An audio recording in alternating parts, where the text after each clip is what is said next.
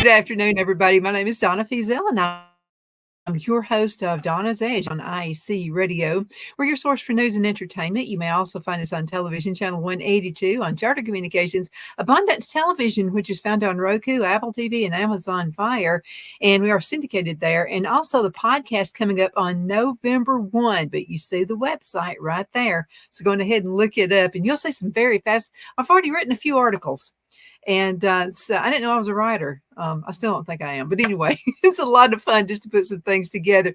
You know, football is in the air. It's chilly outside, or it is to me anyway. I have AP Steadham with us, everybody's favorite sports talk show host, and always right here on Football Friday at 4. And so pleased to see you, AP. How are you doing today? Hey, Don, I'm doing very well. Thank you so much for having me on this show. Yes, football is in the air, and it was a beautiful weekend for the game. I don't think it ever leaves the air for me and you. I mean, I think it's always up. Yes. Doesn't matter. Well, I'll have to say, this Alabama and Tennessee game, that was a nail biter and a half. Can you say that one more time, Don? I missed you. I'm sorry. That Alabama game, that was a nail biter. Yes. And it was very interesting, Donna, wasn't it? The halftime lead by Tennessee. They looked to be in command, and Alabama came roaring back with 27 unanswered points, 20-7 at halftime, the final 34-20. We thought going into this game that Joe Milton III, he could have a good ball game, but he couldn't sustain it. His team, they had the 20 points at half. That's a lot of points, Donna. At halftime. I mean, if you project, that's 40 points for the game, but they were just goose eggs the second half. And Alabama, they were resilient. Things came to life for them. The crowd really was a factor, I believe, helped Alabama. If there's such a thing, the enthusiasm can help your football team, and 100,000 people at a stadium, plus or minus some thousands of Tennessee fans as well. But Alabama, they keep with their winning ways. The defense played strong, and the offense came alive. Alabama's a team, Donna, that they're not as smooth, maybe as some of the past additions, but they're very productive and they're effective. Mm-hmm. Well, it was quite the nail biter. As a matter of fact, we were getting hungry, and we'd been at an event all day on Saturday. And so Phil said, you know what, I think we're going to lose this one. So we went out to eat. And I said, you're giving up on them. They do this almost every game. It looks as if they're behind, then they somehow always manage to come back. Yes. Yeah. Alabama, they had that one ball game against Texas where they lost by double digits at home. But so far, they've had some valleys, but a lot of peaks in these last few weeks, Donna, winning ball games in the SEC. So they have the week off. They're getting ready for the big game against LSU, which visits Tuscaloosa. LSU has been hot the last 4 games, 49 on the road, 49 on the road, 48 at home, and then 62 at home. That's a lot of points, Donna. Let's talk about if you were the coach of LSU, and then let's turn back around and say if you were the coach of Alabama, what strong points would you be looking at to combat on each team? Right. If I'm the LSU coach, I'm trying to corral Alabama's quarterback, Jalen Milroe, and I'm preventing any deep ball throws. Alabama's going to test you by throwing it long. They want to see if your secondary could cover those fast wide receivers for Alabama. And then up front, they're going to try to challenge you by running the football. And I would also watch out for the tight end, 84, Black. He's very athletic for a tight end. So I'd watch out for those 3 areas, really. That long ball in the pass game, keep everything in front of you, and hopefully they can make mistakes. They can't make the long drive with 10, 11, 12 plays. So they'll make some mistakes, and it'll end up in maybe a field goal or having to punt the football. So that's what I would do if I was LSU. If I'm Alabama, you have got to contain their quarterback, Jaden Daniels. He's having a magnificent year. He's had 5 or 6 games, 350 yards plus total offense. He's been terrific throwing the ball because he's got the 2 receivers, Neighbors and Thomas, number 8, number 11, and then the running back, Logan Diggs, the transfer from Notre Dame, very good. So their offense is so potent. It's the best in the league, one of the best in the country. Donna, their offense. And Jaden Daniels, if you stop him throwing the ball, he can scramble. He's elusive. He's like a receiver, Donna, because he's about 6'3". He's long. He's got long strides. He's very elusive. He's fast. So they've been scoring at a clip that is, I don't know, maybe similar to that championship team that LSU had a few years back, where they've been putting 45 plus on teams. So Alabama is going to have to settle in defensively to just slow them down. I don't think you shut them out, but slow them down a few possessions, give your offense a chance to score and take the lead. But it's going to be a great ball game. This probably be, I think, for the SEC West, I think, the championship. So it's really important. It's really important on the national scene as well, because a funny thing, Don, if LSU wins that ball game and they able to get to the championship and beat, let's say, somebody from the Eastern Division, they have 2 losses. But I don't know if the SEC team with 2 losses, if everybody else goes undefeated, some of the other conferences, I don't know if the SEC will be invited to the college football playoff. Oh, my goodness. We have some texts that are just now coming through from over the weekend. And Andrew had one, and this is pertaining to the Alabama-Tennessee game. Yeah. And so Andrew asked if Andrew, I don't think you sent the whole message. It's to do with the timeouts. And Andrew, if you're listening to us, go ahead and send that one back. Okay, he didn't finish his sentence. Right. So maybe that's part of it coming through. We'll get back with Andrew in just a few minutes. Let's talk about the Auburn game. Ouch. Yeah, Donna, that was a competitive ball game, 14-14 at the halftime. Auburn had created some turnovers during the game, but offensively they always falter, Donna. They just don't have enough of their passing game to, command a threat. And so they ran the ball, fairly well, Donna. Auburn, it was at home. It was a home ball game for them, and they ran the ball pretty well. They had, let me see, I'm just looking at the stats here. Their rushing yards, 153 yards, and of course, Ole Miss ran for 223. But the passing game, Donna, was only 122, so total yardage was under 300. That's low for this era of football. 275 total offensive yards for Auburn. So really, the defense played valiant. They were very good against Ole Miss's potent offense. They held them to 28, which is respectable score considering Ole Miss is scoring probably about 40 a game or so, something like that, 35, 40 points.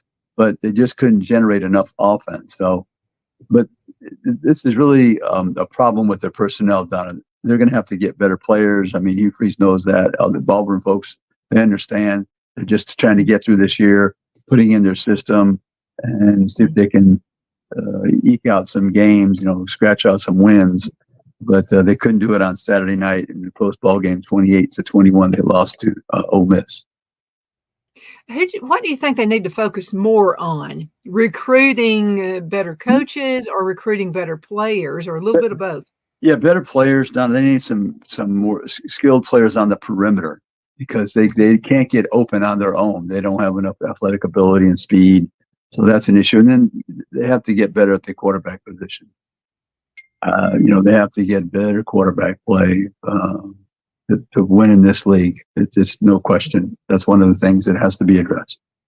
Mm-hmm. Andrew finished his sentence. So Andrew, he said his thing was about the penalties with the Alabama-Tennessee game. Right. I think Tennessee had 8 penalties. I think they did. It wasn't that much, though. Not what I was expecting. I mean, 8 penalties is too many. I don't think they had that many penalties. Yeah, they should. You should try to have 5 or less, I would say, Donna. I mean, that's probably the realistic goal of a football team. They had 8, but I don't know if that affected their ability to win the game. But I mean, when you have 20 points on the board at halftime against Alabama in Tuscaloosa, you're feeling very good about your chances. Mm-hmm. But Alabama had something to say about it in the second half and just shut them out and then scored 27 points unanswered. So they were doomed. There was nothing they could do about it. But Tennessee, I think, Donna, there's probably disappointment with their program right now because you lost to Florida. That's a rival down in Gainesville. Okay, we know it's down there in Florida. You lost to Alabama in Tuscaloosa.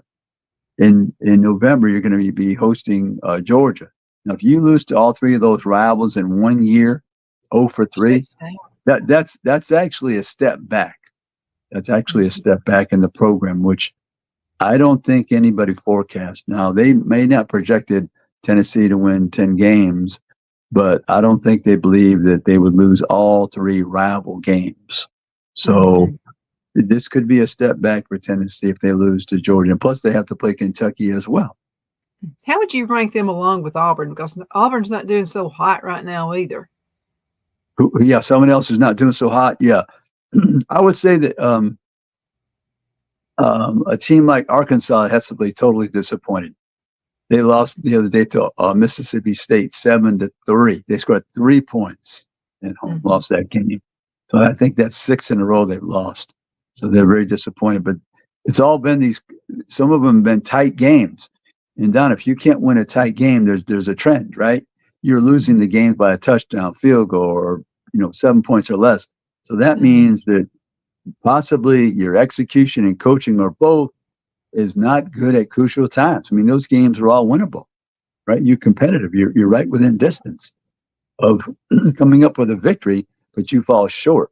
So that's a major issue in your program because that could go on forever. You're always losing games by a field goal, a touchdown, 7 points or less. So that's very disappointing. I think Kentucky right now, they're thinking,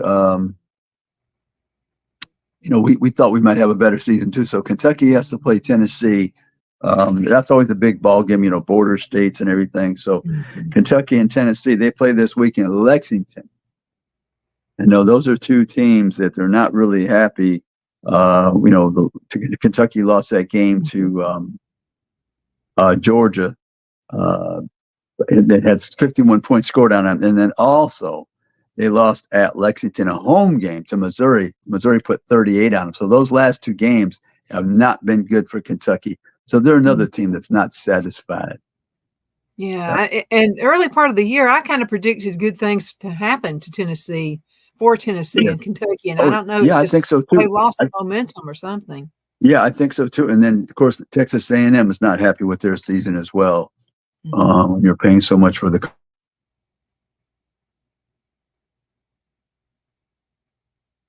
Okay, let's go ahead and cut into a commercial break. It's about that time anyway. So we'll be right back in just a few minutes. Everybody hang in there. We'll be right back.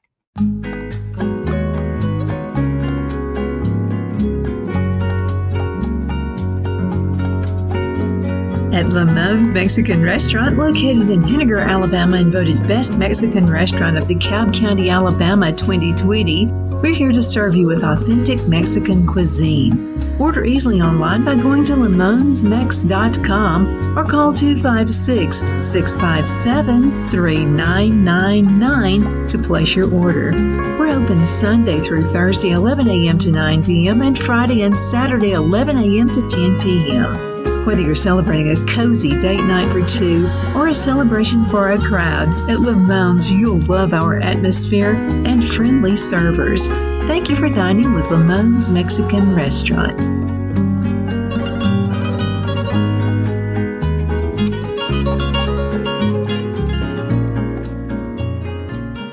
At Liberty Bank, we're all about community, whether it's to help with a charity fundraiser or help families in need. Toys at Christmas or a local football team, we're here for you. You see, we realize the importance of family. Sometimes it's to build a new home or necessary home repairs. We're here for you. If you like the feel of a small town bank with all the conveniences of a big city bank, we're here to serve you. You will find us at any of our convenient locations in DeKalb, Marshall, Etowah, and Blount counties in North Alabama. You can call and speak with any of our friendly staff at 256-659-2175 or check us out on the web at libertybankal.com. And thank you for your support of our community. Member FDIC Equal Housing Lender.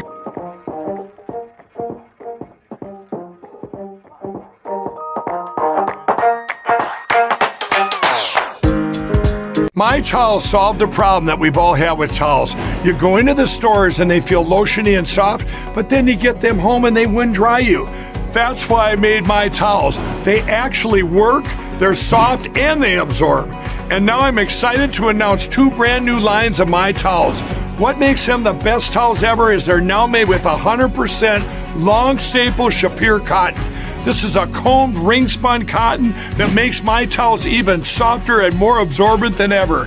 And now you get a 6-piece set for an amazing introductory sale price as low as $29.98. So go to mypillow.com or call the number on your screen.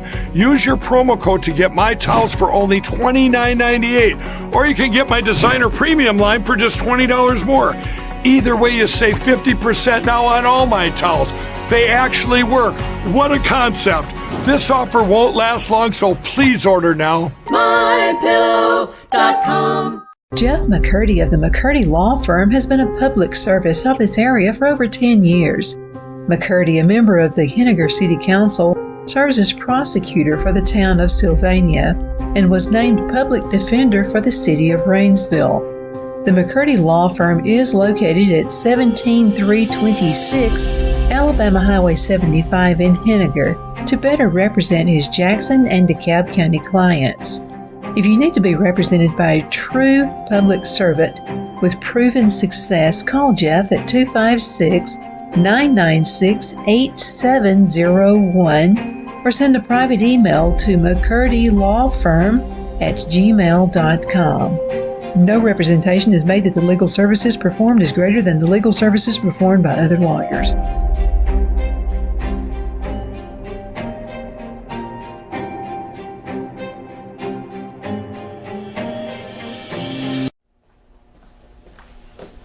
Are you ready? We all wonder what tomorrow will bring, but the future lays itself at the feet of the prepared and surrenders to the will of the persistent. It's not easy, but today shapes you so you can shape tomorrow. With Northeast Alabama Community College, when the future asks if you're ready, you can answer. Yes.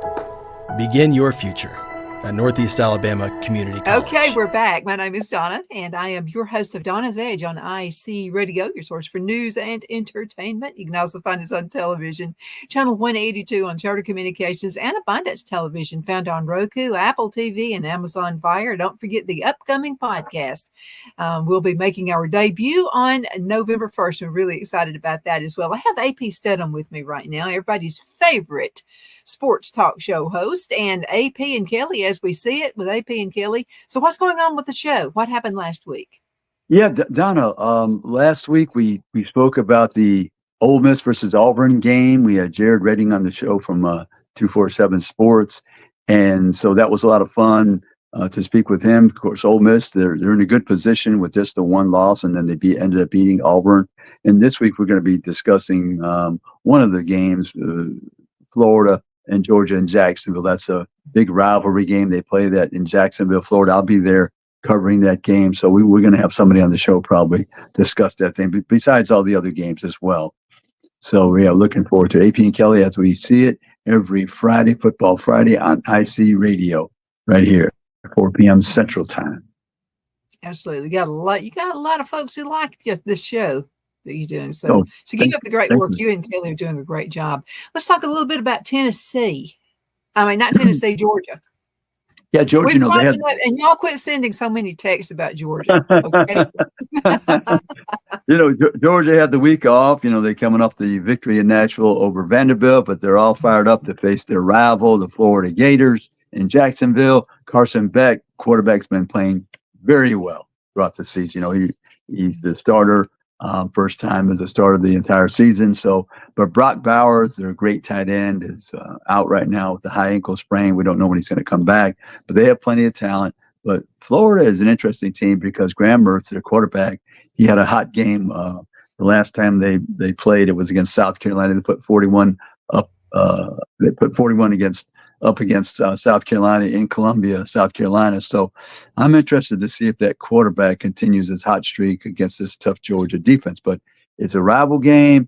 They're going to play very hard because a lot of these players, they know each other down through the years, high school ball, all-star games, camps and everything. So it's always a lot of fun. But Georgia will probably be a big favorite, I would think. Mm-hmm. Okay. Anyone else inside the SEC conference you'd like to talk about today? Well, I just think that Missouri is a team we need to discuss, Donna. They have that one loss. They're 7-1. They put 34 points up at home against South Carolina. They have the bye this week, and then they travel to Athens, Georgia.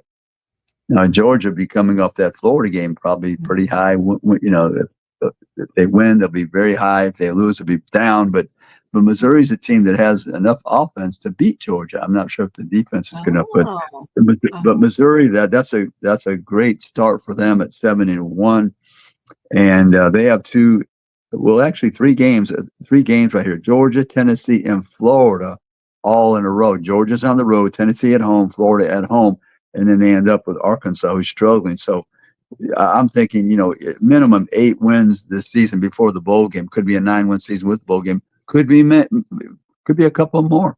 If they beat a Tennessee team that's probably psychologically down as we said, because they lost these games to Alabama and Florida, and then Florida comes to Missouri as well. So those are winnable games for Missouri. They're playing very well.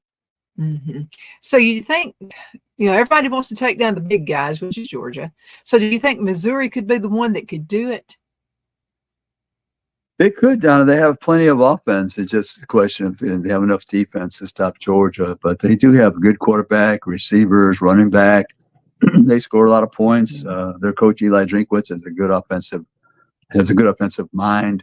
But and through the years, Missouri, they have beaten Georgia a couple of times, and then they played them tough in Columbia. I think was it last year? I think it was, or probably was last year. So they don't fear Georgia, and they're having a good season. And psychologically, they're at a good point. They're at a good place right now psychologically because everything's positive. 7 wins, 1 loss. So that was against LSU. LSU is the most potent offensive team, and they gave up 49 to LSU at home in Columbia. So maybe they learned something from that game. Yeah, maybe so. Well, it's gonna be a fun weekend, another fun weekend, absolutely. So let's talk before we go to the outside of the conference, who are the top 5 within the SEC right now? Yeah, within the SEC, you have to look at Georgia. I would say number 2 would be LSU. I would say number 3. You have to have Alabama in there, of course. Georgia, LSU, Alabama, and then you're looking at I'd say Missouri, Ole Miss. I would say something like that. That's what I would say now. Yeah. Okay. Let's talk outside the conference. What's going on? Yeah, outside the conference, big game. Penn State at Ohio State. Ohio State held on for the victory, 20 to, I think it was 12. I guess was 20 to 12, 20 to 13. Yeah, close ball game, but Penn State, they faltered. They couldn't get it done. This is, they haven't beaten Ohio State in a while, and this is one of the games for James Franklin, the head coach of Penn State. I think it was 1-8 versus Ohio State and Michigan. So it was not a good weekend for Penn State. They just couldn't score enough points. I mean, Ohio State was missing some players, but Penn State was just shut down offensively. Quarterback threw 40 passes, completed 18, I think it was 42 passes, and they couldn't run the ball effectively. They have 2 good running backs. Penn State wasn't for lack of talent, but just good defense by Ohio State. And then USC got beat again by Utah. That was a home game, so USC has faltered mightily because they were supposed to be one of the top teams. Now their offense is really struggling, and that should happen. They have a strong offense. Caleb Williams, a former Heisman Trophy winner, and talented receivers and an offensive line, but now they can't even score points, so they're really feeling bad about their program right now. USC, Oklahoma won a close ball game against Central Florida. Central Florida's in the Big 12 now, down, and they're coached by Gus Malzahn, the former Auburn coach. That was a close ball game, 2 points. Texas came out by 3 points over Houston. That was a close game down in Houston. Florida State won a game against Duke down in Tallahassee. Duke's quarterback got hurt again, Riley Leonard. So there were some good games. Clemson got beat by Miami in overtime. That was down there. So that was a big loss. Clemson now has, 3 losses, I think. They're looking at, it could have 5 losses this year, possibly, Clemson. So the program's going in the wrong direction at the moment. Yeah. Yeah, that had a good team past couple of years, 3 years. Oh, yeah. Yeah, they have a great program. Yeah, Clemson. Sure. Yeah. Okay, so let's combine the conferences. Who would you put in the top 5? Yeah, the top 5 right now, Georgia number 1, Michigan, Ohio State, Florida State, Washington, I would say. I would say those are the teams I'm looking at. Oklahoma right on the cusp there as well. Those are the top 6 teams, let's say. Mhm. You mentioned Gus Malzahn. Do you think this is a better place for him? Is he more successful? Well, I don't know. I think it's a good spot for him because you're right there in Orlando. It's a huge university down at 50,000 people, and you're right in the heart of all that talent in Florida.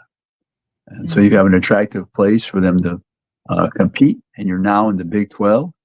They're going to have those new teams in the Big 12 next year: Arizona State, Utah, Colorado, Texas, Oklahoma will be leaving to come to the SEC. So I think you're in a good position for Central Florida to grow.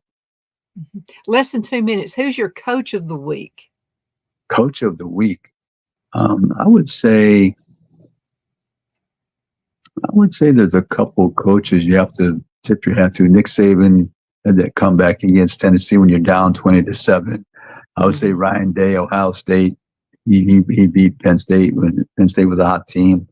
I would say those two right now. I would say. Yeah, because they both could have had different outcomes. Okay, less than a minute. What would you like to say before you go? Yeah, Donna, this weekend, that's the big game in the conference is the Georgia at Florida. I mean, it's played in Jacksonville. I think Florida is the home team this year, I believe. So that's a game where Georgia has to prove themselves once again because Florida is playing much better football right now, and they're kind of in a groove with their quarterback, their transfer quarterback, Graham Mertz from Wisconsin. That's a big ball game. And also, let's look at, let me see what we have here.